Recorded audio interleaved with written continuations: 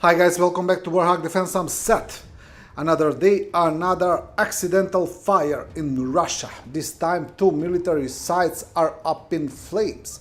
One near a training ground in Rostov, conveniently blamed on a forest fire, and another at 210th training center in Nizhny Novgorod.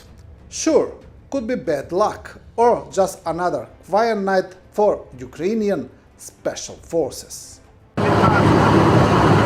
Fires have erupted at two separate Russian military sites, raising eyebrows once again. In the Rostov region, a major blaze broke out near a military training ground, officially chalked up to a forest fire.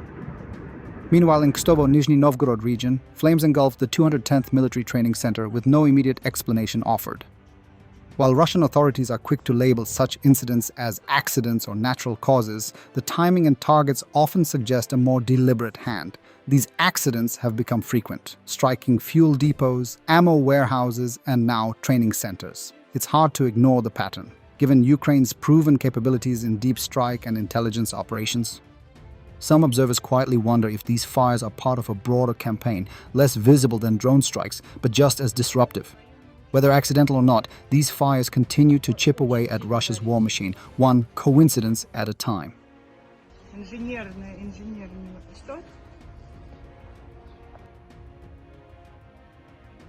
A Ukrainian Mig-29 has carried out precision airstrikes on Russian positions in the southern direction, highlighting a growing trend. Ukrainian aviation is becoming increasingly active. While drones have dominated much of the war's frontline footage, fixed-wing aircraft are now playing a larger role, especially with the help of Western-supplied precision-guided bombs. These new munitions allow Ukrainian jets to strike from a distance, avoiding Russian air defenses while delivering accurate hits on key targets. It's a shift that signals not just resilience, but adaptation, and it's putting more pressure on Russian forces, even far behind the front lines.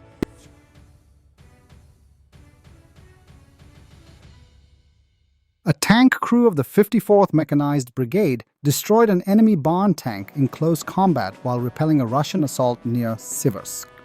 The blogger Hunter of the Stars published the footage of the tank battle. The tank of the 54th Mechanized Brigade moved to intercept the Russian combat vehicle, which was outfitted with a massive anti-drone superstructure, and disabled it with a cannon shot from a distance of less than 100 meters. Based on the explosion, the Ukrainian crew likely fired a shaped charge heat round that tore off part of the tank's large superstructure, but failed to inflict critical damage.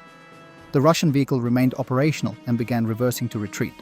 The rare tank duel ends as the footage cuts out. According to the video's author, the enemy vehicle was ultimately destroyed by strike drones during its attempted withdrawal.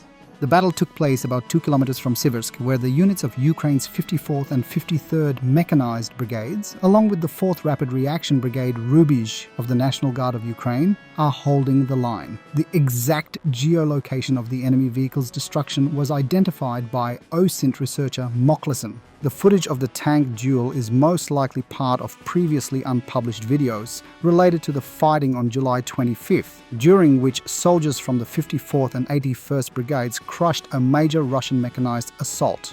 That assault group also included tanks outfitted with similar massive anti-drone superstructures.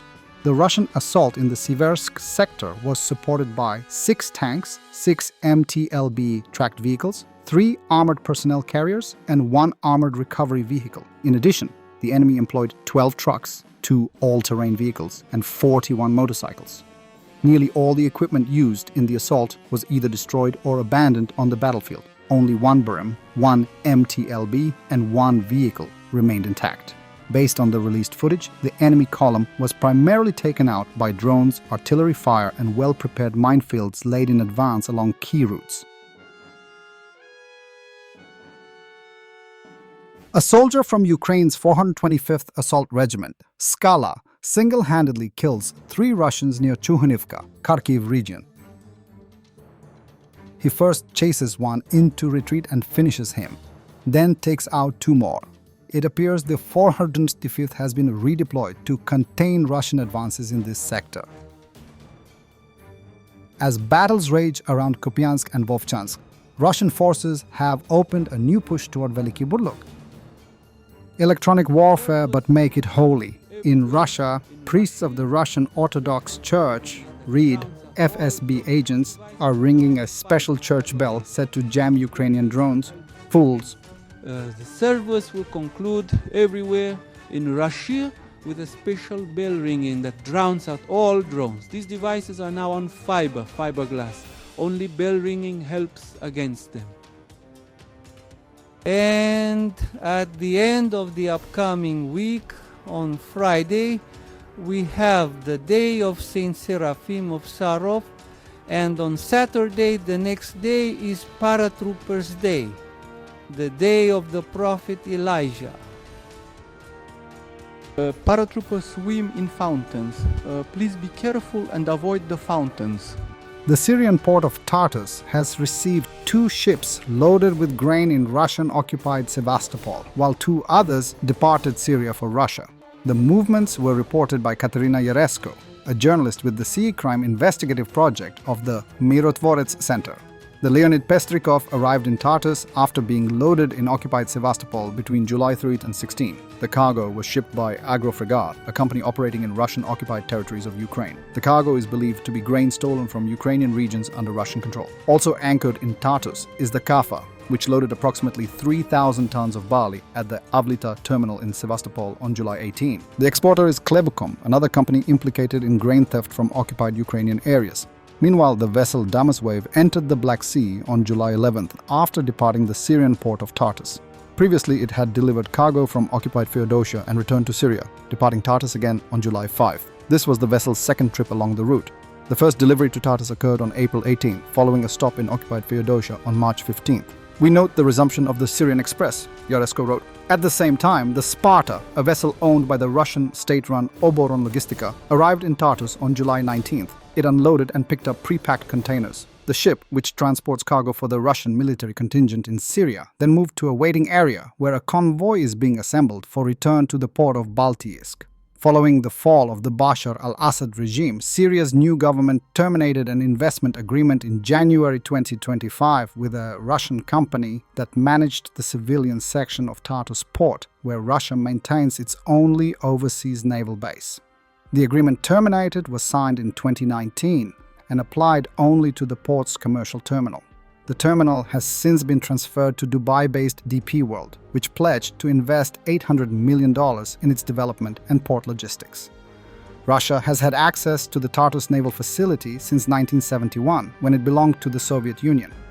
After the USSR's collapse, Russia continued to use the base for fuel and resupply operations. Since the start of the Syrian civil war in 2012, Russia has significantly expanded and modernized the base to accommodate larger naval vessels. Following the full-scale invasion of Ukraine in 2022, Tartus became a key hub for sustaining Russia's military presence in the Mediterranean. However, after the Assad regime was ousted, Russia began withdrawing its forces from the port. These water trucks are heading from Russia's Rostov toward Ukraine. Due to Russian occupation, Donetsk region has been left without water. The region is currently suffering from extreme heat, and water is almost entirely unavailable. Both drinking and technical water now has to be delivered to more than 1.2 million residents of Donetsk and Makivka, as well as to 500,000 people in other towns and cities. There is also a shortage of water for Russian soldiers from the center and east military groupings. The hopelessness of the situation is not that there is no way to deliver water, because of leaky pipes, destroyed water intakes, and pumping stations. The real disaster is that the water itself has physically run out. In the Donetsk coal basin, nearly all mines have been flooded during the occupation. As long as the mines were operating or kept in dry conservation, water was regularly pumped out. But after Russian forces occupied the city in 2014, they first sold all the equipment from these mines for scrap metal and then simply flooded everything. Flooding the mines means stopping the pumping of water from them. Disrupted water horizons, underground rivers, etc. do their job. The tragedy is that once a mine fills up, its contents mix with these groundwater horizons. The resulting excess pressure forces this mine water to rise to the surface, creating huge rust-colored swamps. That's iron oxide.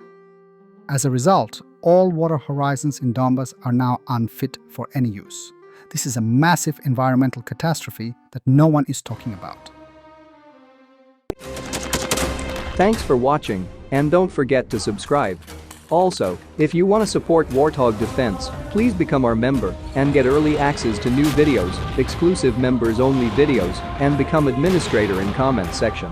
The membership link is in the description. Rescues every day. We had a guy last week at 6 rescues in 6 days. You know, he's doing the job every day.